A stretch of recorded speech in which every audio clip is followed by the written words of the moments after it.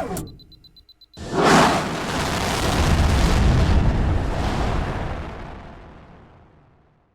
traders, it's the Chan man. Happy Wednesday. Hope you guys are doing well. As always, guys, in this video, I want to share my thoughts, break down these charts, discuss this beautiful volatile market, and see what we can make happen the rest of the week. We just had some big tech earnings. We got through Facebook, we got through Qualcomm, we got through Google yesterday. I want to take a little bit of a review on those. And again, see what the rest of the week has to offer. But before we dive in, guys, I do just want to talk about the overall market, share my thoughts here, make sure we're all on the same page. So let's get straight to it. So we'll look at the market, guys. It has obviously been a very volatile and bearish year. We've pretty much been going down since the market started.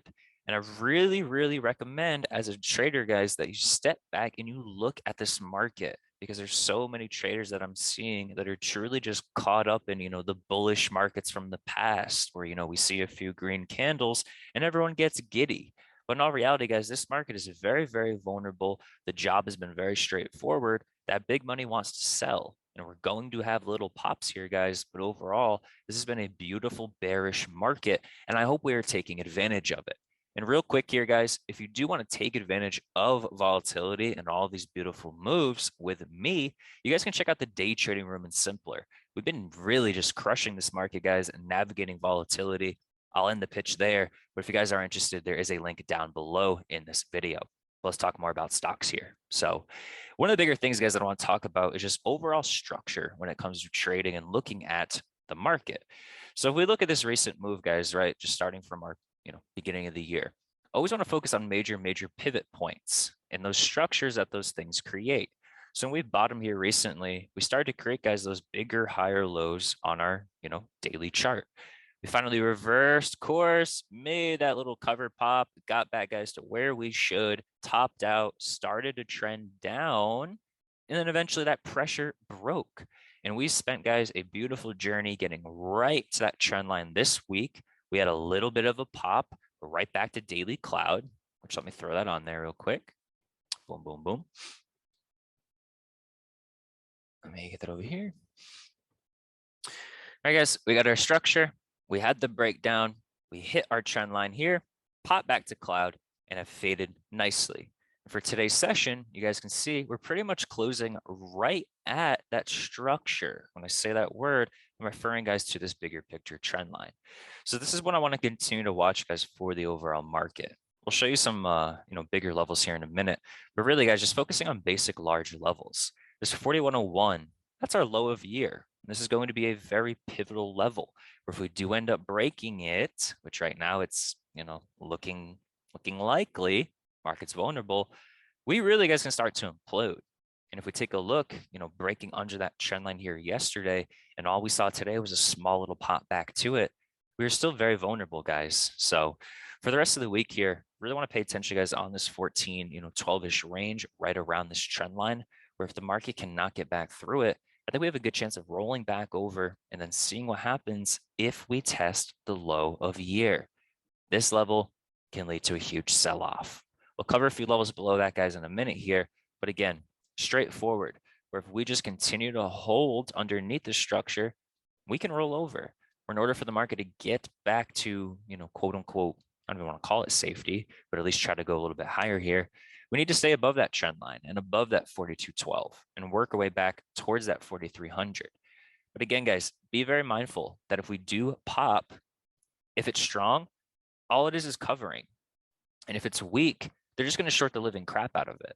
So eventually, guys, when we do cover, that's fine. But as soon as it changes here, we want to go right back to shorting the market. So this is the bigger picture. This is what I'm focusing on. This is what's making the map extremely clear. And we've had some beautiful price action here this week. And again, really just testing these bigger picture structures that big money forms, algorithms form, et cetera, et cetera.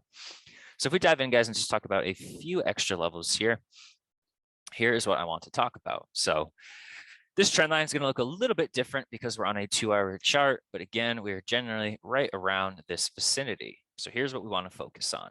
If we do, guys, again, not get back through these key ranges, continue to reject that trend line, we have a nice key level here at 4138 that we stopped around on, Tuesday after the bell. pretty much chopped all day here on Wednesday. If we break that zone, guys, focusing on that 4101, which again is that low of year. And if we start to break underneath that key level, all right, then focusing, guys, on pretty much a drop towards 4029, our next major level. So at most, guys, I think we can pop back to 4,300, which is daily cloud bottom, roughly around that range, just like last week. We drop, got near our trend line, not last week, I believe it's this week. Yeah, heading into this week. We dropped, guys, we hit that trend line, we popped back to that cloud, we completely rolled over, and now we are just stuck. So this is how I'm seeing it, my friends. We're going to talk about tech earnings here in a minute. You know, does it save us? Does it take us higher? As of right now, it's not looking like the savior. We still have a few names left that we want to focus on, guys. This week, we do have, we got through Microsoft and Google on Tuesday. We just got through Facebook and Qualcomm here, which we'll take a look at both of them. And on a Thursday, we got, the biggest day of the week. We got Apple, Amazon, and Roku. So keep that in mind, my friends. Keep these charts in mind, and let's see what happens. Let's take a look at NQ. So for NQ here, guys, they've obviously been the weakest index, right? They already broke their low of year, right? They've been leading us down, and I've been saying this, whenever tech leads, whether it's up or down, typically the market follows. So if tech earnings, guys, does not send tech higher, we definitely want to pay attention to tech to see if it continues to drag us lower. So very quickly here, guys, here's the inflection points that I am personally focusing on. So we got that drop to start the week here, right? We had that beautiful little pop, beautiful faded zone, and then we really broke down, guys, had a big level here of this 12,951. We slipped under it, giving us this little 801 to focus on. And you guys can see for today's session, we ended up holding, which is fine. But the pops, guys, just continue to get shorted. So a few things to watch, guys, are just little trend lines where if we do just kind of draw this manually, we could continue to trend higher and work our way back up towards 13.5, assuming that earnings goes okay. Or if we do break back below these things and below these key levels, I'll personally, guys, be watching for 12.6 to be hit. One last thing I want to look at, guys, is Vicks before we dive a little bit deeper here, because this is one that's just been beautiful. The levels that I always talk about in the past. Recently here, we really focused on 20 and 25. In order for the market to crumble, we needed to break 25. In order for the market to get back to true safety, it needed to break below 20. You guys can see it just spent that relationship of holding, rejecting, rejecting, holding, holding, rejecting, right? Until what? Until that happens. And we drove, guys, all the way to our next key levels here. So general rule of thumb, as long as VIX is above 29, guys, the market's very vulnerable. In order for the market to really, really get a decent pop and start to pop, we need to see it break 29 and head to 25. And again, guys, if we do see a pop and we do see VIX drop to 25, if it supports and turns around, whatever that pop gets us to is going to be an amazing place to short it. Where if we do just sit here, guys, and VIX gets through this 34, we want to focus on working towards 37, which if this happens, we are definitely breaking low of year, and you'll want to hang on to those puts as tight as possible. So that, guys, is VIX. As always, we want to tie it in to our scenarios here. Let's take a look, guys, at these earnings. So first is Facebook. Today, guys, was a very weird day. We had a fake earnings release from Facebook, which caused a bunch of mumbo jumbo. And unfortunately, I hate some of the crookery that sneaks into the market. I don't know how we get fake earning reports. I don't know what any of that's about, but it happened. The real report, guys, is what we want to focus on here. So I'm just going to drag in some numbers so we can read together. And if you haven't already, guys, follow me on Twitter at FocusChan. But right now, guys, Meta platform, just start with this tweet here. Q1 revenue, 27.91 billion, beating the estimate of 28.24 billion. Ad revenue, 27 bill, estimate 27.4, not bad. Earnings per share, 2.72, estimate 2.56, slight beat there. Daily active users, up slightly. Everyone's still using Facebook. Active monthly users, a little less here. And then expects 2022 expense growth to be driven by family of apps. And you guys can see this blip here. They guided their Q2 a revenue of about 28 to 30 billion versus the estimate of about 30 and a half. So not bad numbers, guys, from Facebook. There's been a lot of things going on from them. They've obviously been destroyed as a stock leading into this. So whether these are amazing numbers or not, we are getting a bullish reaction here. So in regards to Facebook, guys, the expected move was roughly about 25 points. So if we go from where it closed here, let's just draw 25 points. Pretty much, guys, is going to be 200, where it currently is knocking on the door here, heading into the conference call. So in typical earnings fashion, if Facebook doesn't open above 200, well, it's going to crush everyone that tried to play it. Great. More importantly, guys, what I want to talk about here, just to keep it simple, is pay attention if Facebook starts to rally tomorrow, or do they just sell it completely off? Because again, depending on what these names do, guys, most likely technology is going to follow suit. And from there is where we'll be able to make our decisions. But I got no interest, guys, in talking about Facebook or breaking Facebook down. This thing's been absolutely destroyed just because it pops on earnings. It is what it is. But again, it can lead us higher, or if it does roll right back over, we'll see. We'll see. Next one, guys, is Qualcomm. Just kind of trying to tie in the same logic here. I don't think this is one that's going to save the market, but definitely could play a role. So let's just go look at Qualcomm.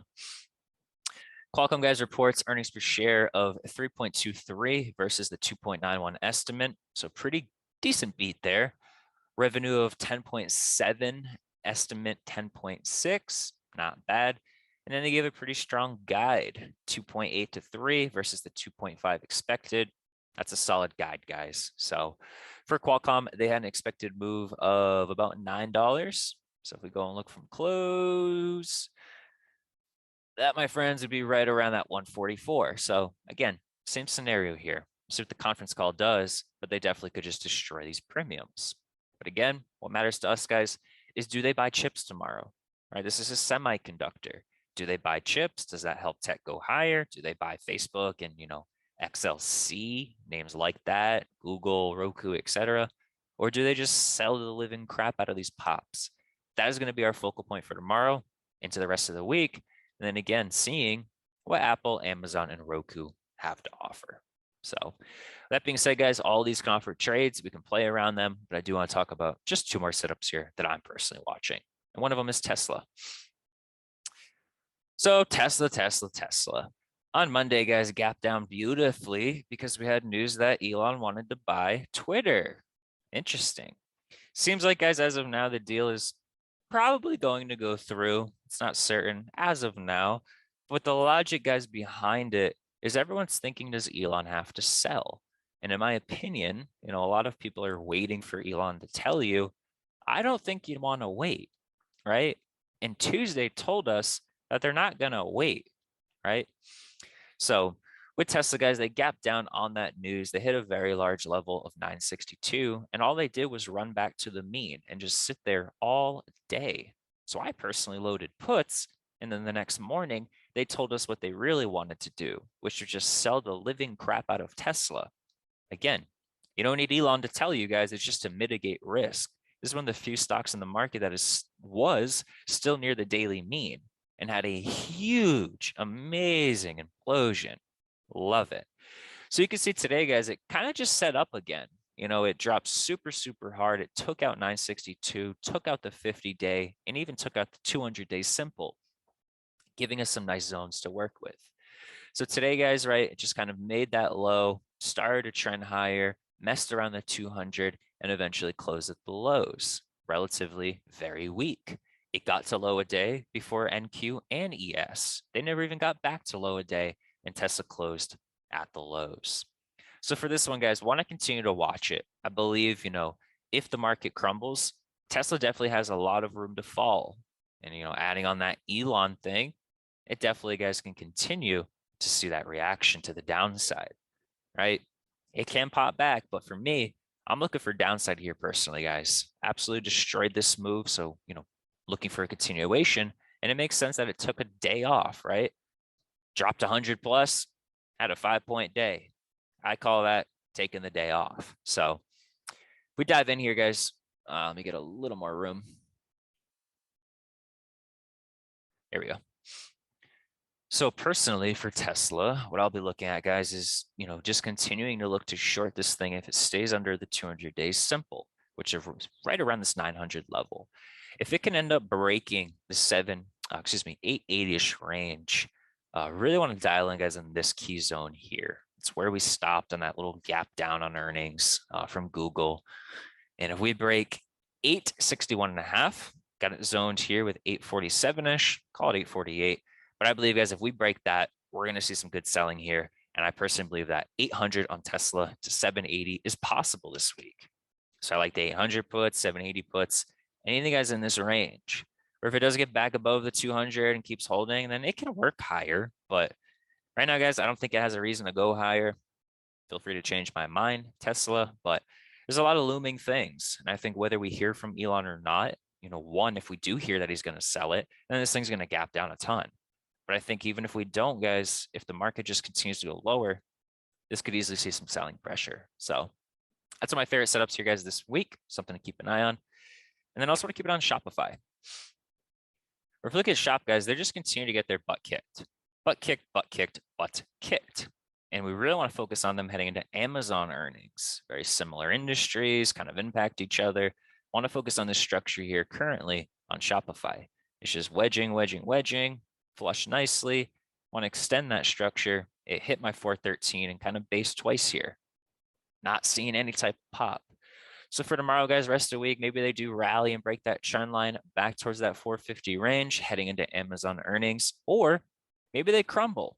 But whether it's Amazon earnings or not, guys, upside, I see 450-ish to 60 to 70. And if they do break 413, I see this thing dropping towards 380. So again, it could do it on its own tomorrow. Either way, it might wait for Amazon earnings. Who knows? Maybe it pops to 450 and then dumps to 380 on Amazon. Time will tell.